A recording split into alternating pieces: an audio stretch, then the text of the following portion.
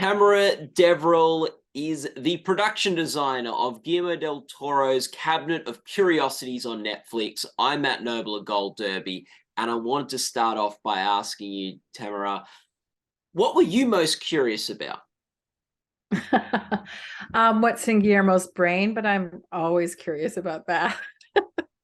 So yeah, he had approached me to do this project some years ago and had some inkling of some of the stories he was thinking about. And I was like, okay, I'm along for the ride. And then it went away and we did Nightmare Alley, and then it came back and I was like, okay, so what's it going to be?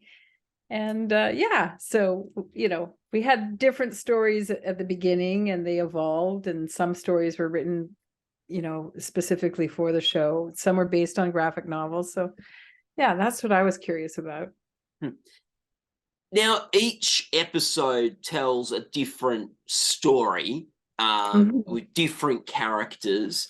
So it's like this collection of short stories. There's 8 episodes in this season of television.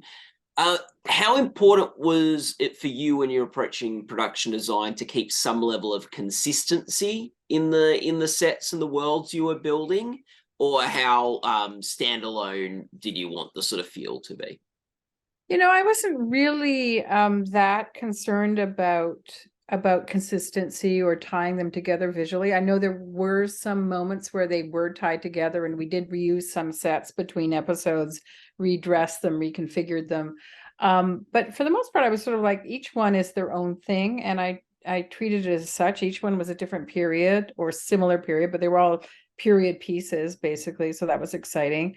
I have to say it was an exhausting exercise working with 8 different directors with 8 different periods, but knowing that Guillermo as a creator, I know what he likes. So I could always sort of, that resonates with me. I sort of my starting point. I could always go back to that. Like what would Guillermo do on my t-shirt? Kind of, what does he want? And he's always a great sounding board. So that's sort of the continuity of vision, I guess, in a way, is just my work relationship with him and with the rest of the gang, because it's the same kind of group that we had on Nightmare Alley, and sort of the same producer, Miles Dale, a lot of the same concept people and creature designers. So yeah. Hmm. What do you find most sort of appealing or captivating about this series? I think it's like, it's not a scary series. I think people think, oh, it's supposed to be spooky. It came out at Halloween. It's just a kind of bizarro, strange voyage into different ideas and morals and themes that are very much Guillermo themes. So, that's what I find the most interesting about something like that, where it's just like he kind of hand selected these stories over a number of years that appealed to him, and he kind of hand selected a bunch of very diverse directors from different levels of experience and just stylistically very different, and kind of said, let's do this, and let's celebrate these different directors, and let me you know not exploit them, but show them off and let them do their thing, and in a really generous way, which Guillermo is, to allow them to explore their vision. Hmm. And like Guillermo is such like a gifted storyteller, and storytelling is such an important part of his filmmaking, and in this series that's like very evident that we've got these 8 stories that are told in this way. You as a production designer, how do you help tell these stories, and what role does storytelling play in production design? Well, I mean, to me, I can't even do my job without having a story, and a story that I like, So I was fortunate to like all the stories that were presented, some more than others, to be honest. But I like I work design towards the story and towards the characters. Those are my two sort of starting points. So I don't feel like, I'm not out there just designing to design to go, oh, I'm going to create a cool set. I'm doing it to facilitate the story. And then the cool set hopefully comes out of that, is secondary to it. Story is everything. Mm. You said, to be honest, you like some more than others. I'm not going to make you say which ones you didn't like as much. But what was your favorite story of the 8? Oh gosh, if you ask me on any time, different times of the same day or different days of the week, I'll tell you a different one. It's really just a mood thing. Like sometimes I like, the outside I really like, which we called Some Other Animals Meet, was very sort of very female energy kind of story. I really liked The Autopsy. I found that to be a really simple, solid, straightforward kind of good versus evil, but intriguing story. The viewing that Panos wrote was just weird, and I liked that. Like it was just the whole experience of working on that with Panos Cosmatos. It was just fun and intriguing and different. And we got to do something that was a very different set. So that was played into it. What else? I mean, The Murmuring, that with Jennifer Kent, that she wrote was very much like, I think it was a beautiful love story, and also very much a female story, which as a woman director, a production designer, working with a woman director is always interesting. Same thing with Catherine Hardwicke, who I admire. There was a very kind of cool female energy working with her. Yeah. So yeah, my favorite today is The Autopsy, I think. There you go. Lot 36, it was cool, working with Guillermo Navarro, who's like Guillermo's old best buddy. That was fun. That was an interesting one to do, just because we were building a storage facility, and who gets to, but such a creepy one. Like it was, I enjoyed doing that. Seems tawdry, but I enjoyed it. And like you said, like sort of the story comes first and a cool set sort of comes secondary.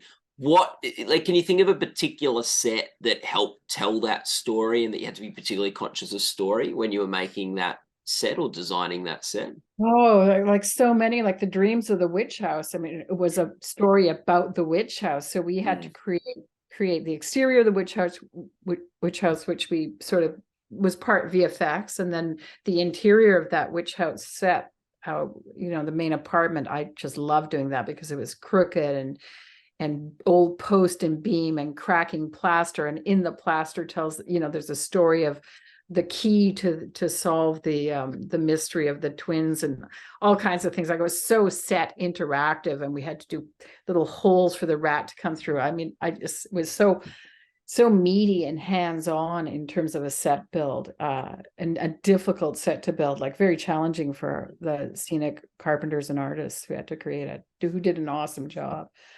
But yeah. What was the most challenging set for the series? I would say, funny enough, the rat tunnels, which sounds ridiculous because like everything else, you have space and stuff. Doing a rat tunnel with an actor crawling through it, where you have to have a camera. So we had to not only just design this tube and do it in a way that was earthen, but it was actually really difficult because we had to design it with a slot in it, with the camera on a rig that could follow through. So technically it was just really had to think it out. It was like building, those hamster habitats, the interconnected tubes.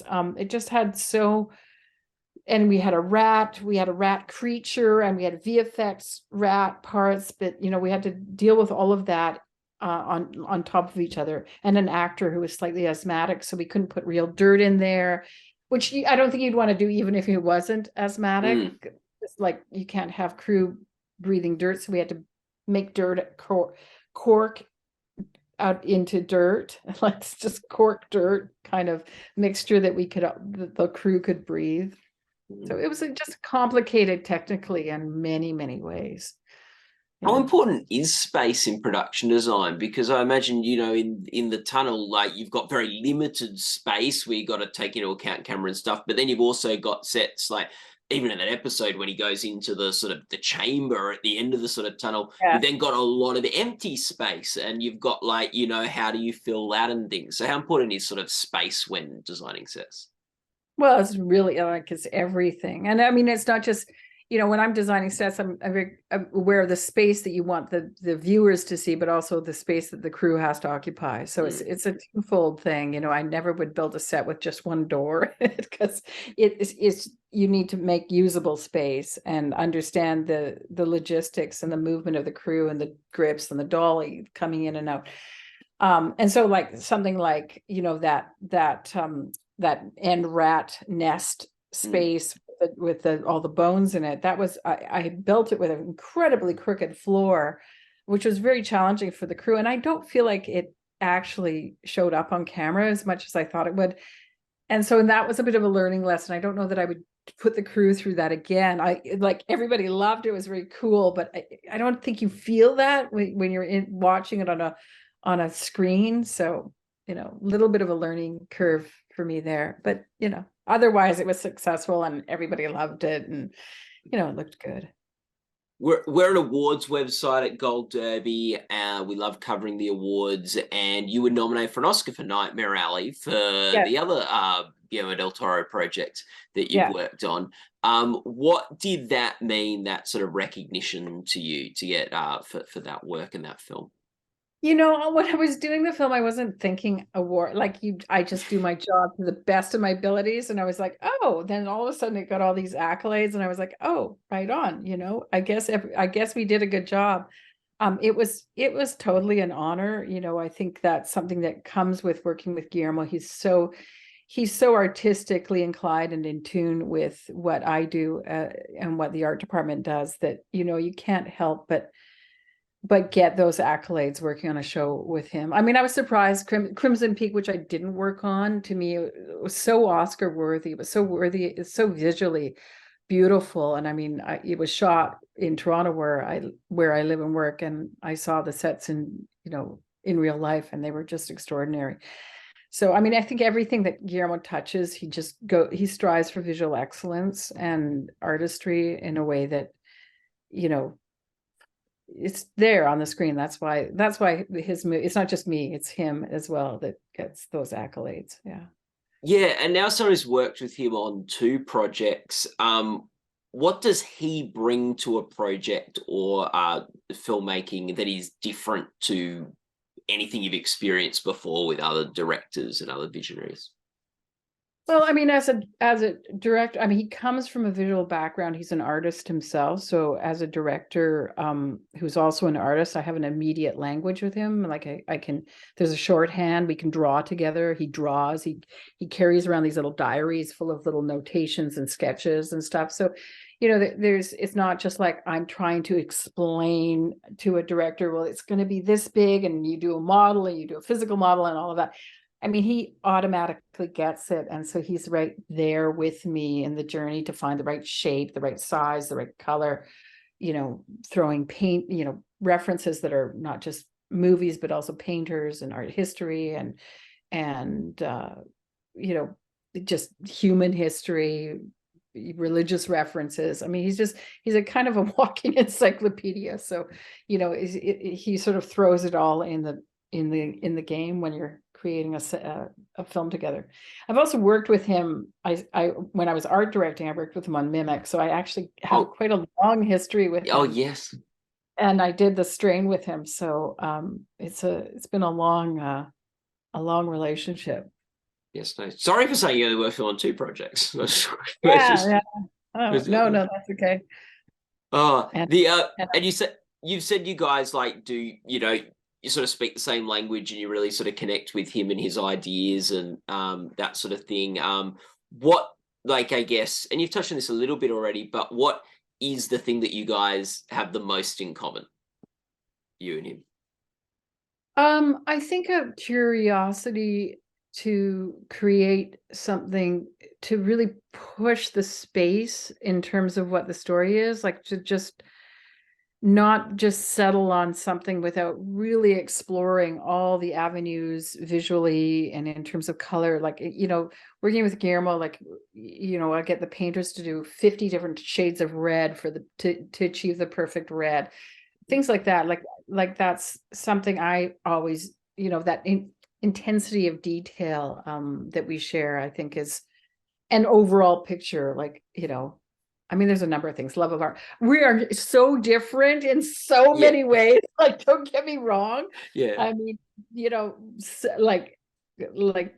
you know, I bake bread, he likes to make models, like, you know, but there's these overriding, I think, artistic similarities of vision that, you know, I get it, and he gets what he's appreciative, you know, and he's a gentleman, an artist and a gentleman. That's my feelings about him.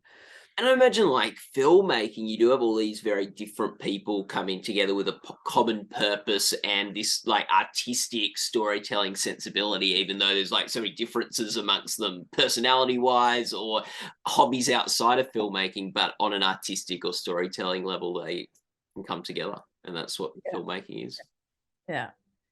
You know, and I think yeah. for Guillermo, doing Cabinet of Curiosities was kind of a celebration of filmmaking. Like, he was sharing his knowledge with 8 different directors, and his, you know, his desire to let them shine.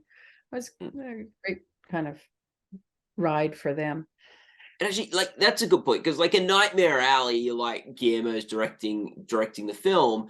This one, you're dealing with 8 different directors. Are there gear shifts that you have to take from episode to episode as a new director comes in to tell the story? Oh my, each director is so different. And you know, I'm a people person and I love working with different people, but it would just be such a shift, like, because I would go from, like, one director shooting on the floor and the other I'm prepping with, and then I have a Zoom with the next one coming, and each one I'm sort of like, okay, how am I gonna adjust my personality to kind of jive with this person? Because that's what you want to do. I want to, you know, give them what they want, but still hold to what I think is right, and what and maintain Guillermo's vision on top of all of that. So it was a really, like, a balancing act doing all of that.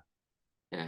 I don't do some, like, you don't have to name names, but do some have, like, stronger opinions on what the production design should look like than others?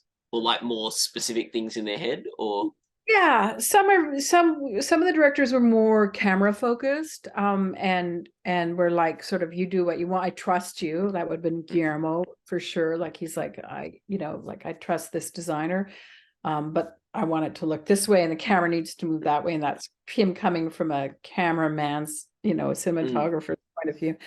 And some, you know, like Catherine Hardwick, she used to be a production designer, so she was right into every aspect of the visuals with me, and pleasure to work with, you know, with me and Shane, the decorator, Shane View, who, you know, had worked with her before, so they had a background. So yeah, each one was like a different, you know, a different adventure. Like, some were more invested in the production design, and some were just like, you know, I love it, you do your thing, you're great, I love it, do my thing. So, did you have any inspirations in production design that made you want to do this, and that, like, sort of inspired you into this sort of work? You know, I just sort of fell into it, to be honest. I was an art student, like so many art students, and I did a bit of everything, and I was kind of a little lost. I was doing sculpture, painting, printmaking, photography, filmmaking. And then finally a few people said, including my father, who's a writer, said, you know, maybe you should work in film, because there's sort of like people who like to do a little bit of everything in somewhere in there. And I started, and I didn't even know what an art department was, to be honest. And but I was artistic, and it was soon found out that I could draw, and I should work in the art department. And I was introduced to a Canadian production designer, Francois Seguin, in Montreal, and worked with him. And then I continued working in Toronto with Carol Spear, who works with David Cronenberg. And I was just really fortunate to work with production designers who were extremely talented, and I fell in love with the whole idea of it. And I just kind of kept working and worked my way up. But there was no time in my life when I want to be a production designer. I mean, it could have well gone a different route and become a director or cinematographer or a costume designer.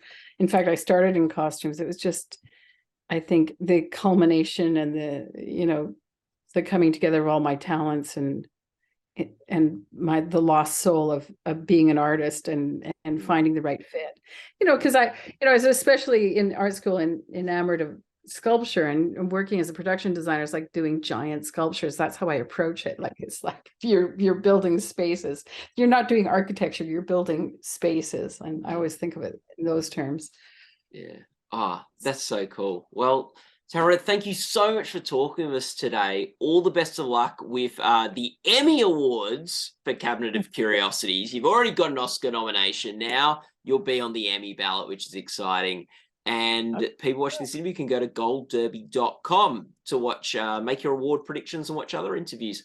Thank you so much for your time today. It's been lovely to talk. Okay. Thank you, Matt.